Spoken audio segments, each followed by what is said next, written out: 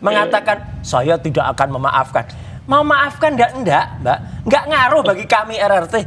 Ya, enggak usah pakai maafmu. Tiada maaf dari kamu aja enggak apa-apa. Oke, oke. Mas Semar, apa yang Mas Semar tangkap dari pesannya Mas Roy tadi apa menurut Mas Semar? Enggak ada. Saya cuma menyampaikan bahwa saya tidak pernah merasa besar dengan siapapun, tidak. Cuman bahwa saya faktanya pernah menyampaikan apa yang disampaikan Pak Jokowi itu fakta, jejak digitalnya ada. Itu saja. Dan menurut saya memang nggak perlu minta maaf karena Mas Roy tahu pasti tidak dimaafkan kayaknya gitu secara pribadi, karena menurut saya proses hukum harus kita hargai apapun itu, dan publik juga harus tahu ujungnya nanti hukumnya seperti apa, apakah hasilnya seperti apa itu kita lihat gitu loh. Jadi memang sikap Roy Suryo untuk tidak meminta maaf ya sudah pas, emang nggak akan juga dimaafkan. Loh, tapi bahwa ketika mana ada kami minta maaf? Nggak ada. Sekuku ireng sekecil apapun kriminalisasi, membangun yang salah dia kok kita minta maaf. Itu loh, kacau ini Semar. Menurut saya narasi-narasi yang memang dibangun untuk coba untuk menurunkan tensi proses hukum yang dilakukan oleh Pak Jokowi. Padahal sejak awal mereka percaya diri betul bahwa ijazah Pak Jokowi tidak ada, dan ternyata ada. Oke. Memang palsu, Mbak. Ternyata ada yang dipegang Roy Suryo, ternyata yang palsu, yang dijadikan alat ini termasuk orang palsu nih. Semar ini termasuk yang palsu juga. Kita lanjutkan begini. Sekarang kita balik lagi ke kasus hukumnya deh ya. Kan dari Mas Roy minta ada uji secara independen. Nah, Mas Semar apakah menganggap bahwa perlu atau tidak sih ada uji independen berikutnya dalam keaslian ijazahnya Pak Jokowi ini saat lagi di Sapa Indonesia? Tahan dulu ya. Minum dulu. Semar juga boleh.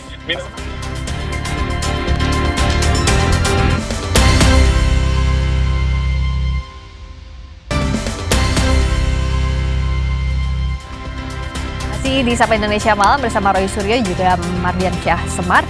Saya ke Mas Roy. Jadi kalau uji independen tuh gimana sih yang dimintakan oleh pihaknya Mas Roy Suryo?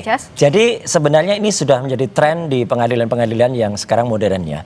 Contohnya misalnya ketika ada kasus O.J. Simpson ya di Amerika ya tahun 90-an dulu. Ketika kemudian dia men-challenge ya, karena alat bukti yang ada itu atau barang bukti yang ada itu sarung tangan. Dan dalam pemeriksaan kepolisian sarung tangannya itu pasti cocok milik O.J. Simpson. Nah ternyata setelah ada uji forensik independen, suruh nyoba, lihat sarung tangannya nggak cocok. Dan ini pun dibenarkan juga ya di ruangan ini juga oleh kuasa hukum Jokowi ya Pak Rifai. Ketika Pak Rifai waktu itu mengatakan dia punya klien yang punya kelenjar getah bening. Kemudian di rumah sakit, pengadilan nggak mau, harus ada. Akhirnya Pak Rifai mengajukan uji independen dari rumah sakit yang kemudian netral. Akhirnya dilakukan, akhirnya bisa dibantarkan. Nah ini juga, jadi makanya kami mengajukan BRIN, Badan Riset Inovasi Nasional, kemudian juga UI atau kampus lain ya. Saya dengar kemarin ada orang dari teman-teman dari kampus juga, jangan UI dong, UI kan ya quote and quote nggak terlalu suka sama UGM. Oke lah, mana aja lah, mau UI, mau ITB, mau IPB, pokoknya kampus yang punya itu. Atau misalnya ANRI, Arsip Nasional Republik Indonesia, itu yang punya peralatan CMV yang juga bisa memeriksa dokumen itu asli atau tidak. Nah nanti dokumen yang kemarin diributkan itu ya yang tidak pernah atau tidak boleh kami pegang, dan gak ada seorang pun yang megang ya, kalau ada orang yang berkata pernah megang tuh halu ya, itu mengatakan kalau itu nanti diperiksa, kertasnya diuji, pas fotonya yang terlalu amat sangat kontras itu, yang dalam pengalaman saya itu nggak mungkin dari tahun 85, itu kemudian diuji secara independen, nanti akan ketahuan itu cetakan tahun berapa. Tapi itu gitu. Dikabulkan atau tidak sih, dibolehkan ya, atau tidak? Kita mengusulkan itu, dan makanya pengadilan ini nanti akan teruji oleh masyarakat juga. Kalau memang fair, ya pasti akan dibuka itu. Tapi kalau enggak ya udah ketahuan. Contohnya juga tadi, kenapa saya mencontohkan Bu Heliana sebagai wakil gubernur Bangka Belitung ya. Itu kalau fair ya equality before the law, harusnya ada indikasi itu kena pasal 363, 263 atau 264 tuh bisa kena juga gitu loh, orang-orang kayak gitu. Nah, kalau menurut Mas Semar uji independen itu perlu atau tidak sih dalam kasus ini yang dimintakan oleh Mas Roy CS? Menurut saya poinnya kan bukan cuma di situ tuh, karena kita tidak pernah mempersoalkan Roy Suryo mengajukan soal saksi atau ahli yang meringankan dan lain sebagainya.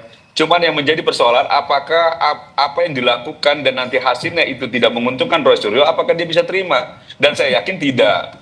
Karena siapapun, kelompok manapun, instansi apapun, sudah kita lihat itu ketika tidak menguntungkan Roy Suryo, itu pasti dia akan melihat bahwa itu bukan bagian yang memang perlu untuk dia setujui. Misalnya kayak tadi disampaikan, yang meraba halu, padahal itu yang meraba pengacaranya Bang Egy Sujana yang bagian dari 8 orang tersangka itu yang berada di dalam juga. Nah, karena itu dianggap tidak menguntungkan Roy Suryo, makanya dianggap halu. Padahal itu bagian dari timnya juga itu. Gini walaupun ya, bukan pengacaranya, bukan pengacaranya Roy Suryo itu dalam plastik bisa-bisanya tangannya meraba masuk itu kan halu. Dan ya, jadi maksud itu saya, kan nggak mungkin, Mas. Nggak masuk akal. Apapun yang disampaikan oleh semua pihak yang tidak menguntungkan Roy Suryo itu pasti akan dibantah, termasuk juga ketika diajukan BRIN dan lain sebagainya. Apakah hasilnya nanti kalau memang itu juga tidak menguntungkan Roy Suryo akan diterima? Saya rasa tidak juga, karena memang karena niatnya itu nanti kalau bukan lagi mencari kebenaran tuh Mbak, tapi bagaimana membangun opini-opini publik. Jadi kalau ditanya siapa yang cari panggung, ya Roy Suryo dan kawan-kawan. Pindah-pindah itu tempatnya cari panggung itu. Saya nggak usah cari panggung. Silakan saja. Panggung udah ada sendiri. Inilah. Semar ini cari panggung nih. Sudah melihat, sudah bisa menilai bagaimana proses ini berjalan dan lain sebagainya. Dan saya rasa orang sudah bisa lihat ya, bahwa ternyata Roy Suryo bukan mencari kebenaran. Waktu itu kita tahu ya, dengan lantangnya Roy Suryo sampaikan, perlihatkan saja, tunjukkan saja selesai, tunjukkan saja selesai. Diuji. Kalau tunjukkan ngapain juga gitu. Terus saya sampaikan, kalau ditunjukkan, saya bilang tidak akan menyelesaikan persoalan. Betul kan, tidak menyelesaikan persoalan. Saya sudah ngomong dari awal juga. Nggak selesai juga. Nggak mungkin cuma ditunjukkan. Ya, lagi uji, setelah diuji nanti BRIN. BRIN nanti nggak menguntungkan lagi. Dia nggak percaya lagi, dianggap bahwa ini bagian juga dari konspirasi dan lain sebagainya. Jadi maksud saya selalu ada narasi-narasi membangun seolah-olah memang proses ini jika tidak menguntungkan Roy Suryo itu proses yang salah. Padahal sejak awal saya nangkap yang tadi juga. Apakah misalnya tadi Mas Semar bilang bahwa apapun prosesnya akan jadi pertanyaan oleh Mas Suryo.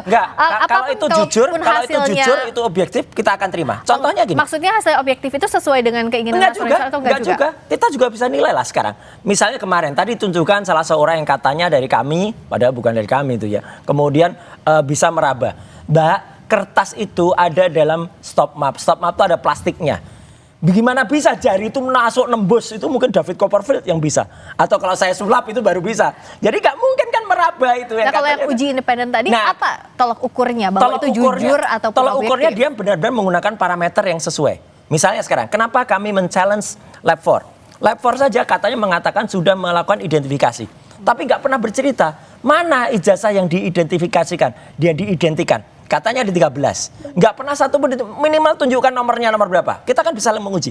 Namanya ilmiah, Mbak, itu harus bisa di-challenge, harus bisa diuji. Harus bisa kemudian dikomparasi lagi. Saya sudah menguji ijazah Jokowi itu dengan 1115 Pronojiwo, 1116 Sari Mulyono, 1117 Sri Mulyani. Tidak identik. Jadi kalau itu nanti misalnya ada ujinya identik misalnya. Oke, kita adu bukti. Begitu kita adu bukti dan itu disiarkan terbuka, fair, semua boleh melihat. Nah itu nanti akan kelihatan alat ujinya nanti bisa lihat. Orang ijazah Pak Jokowi yang nggak pernah pegang kok sudah menyatakan kita bisa lihat dengan identik gitu loh, makanya gitu. Nah ini nggak punya pengetahuan teknis nggak bisa jawab. Susah berdebat dengan orang yang nggak ngerti teknis itu susah Mbak Friska. Pemirsa Kompas TV. Orang nggak punya pengetahuan teknis sama sekali, hanya menggunakan kalau Semar ya. Semar itu apapun yang dikatakan oleh Petro ini, apapun yang dikatakan Petro itu pasti yo. Kita balik ya, balik yang tadi ya, Mas Semar. Jadi kalau kata percuma aja. Semar kita gantian dulu ya, itu kalau dua-duanya menurut saya sudah. Mas Roy gantian dulu sama Mas Semar, sekarang gantian Mas Semar. Mas Semar. Oke, kan ini dagelan memang Semar. Mas Semar dengerin dulu. Jadi kalau tadi kata Mas Suryo, itu sebenarnya ujinya tidak jelas. Menurut Mas Semar tuh kayak gimana sih? Yang harusnya dianggap objektif itu kayak gimana? Gajah, nggak punya ijazah. Ya kan, yang objektif itu kan jelas, Mbak. Dia mau menguji ijazah itu asli atau palsu. Ijazah yang benar. Ijazah yang ada di Pak Jokowi diuji sama Pak Roy. Nah ini Roy belum pernah pegang, apalagi nguji tiba-tiba menyatakan palsu. Ini kan gak bakal sehat kita nih. Oh ya, hipotesis itu boleh. Lo gimana? Kita peneliti. Dengan lantangnya menyampaikan. Ya peneliti juga ada juga metodologinya dan lain sebagainya. Masa alat ujinya. Daripada dia kan gak ngerti apapun. Teknologi gak ngerti. Fotografi gak ngerti. Komputer gak ngerti. Mendebat yang kita ngerti teknologi. Aduh, konyol deh. Kasihan ya, Mbak. Mas Roy ini merasa si paling ngerti. Merasa si paling ngerti gimana? Tapi kita tahu semua bagaimana Roy Suryo, dan saya nggak akan sebut itu lagi. Petro ya. ini, Tapi kita tahu, Petro ini tahu semua bagaimana Roy Suryo. Gimana? Semar. Tapi saya curiga waktu zaman sekolah dulu Roy Suryo dari SD sampai dia kuliah tidak pernah diajarkan nyanyi ini lagu Indonesia. ini kita jangan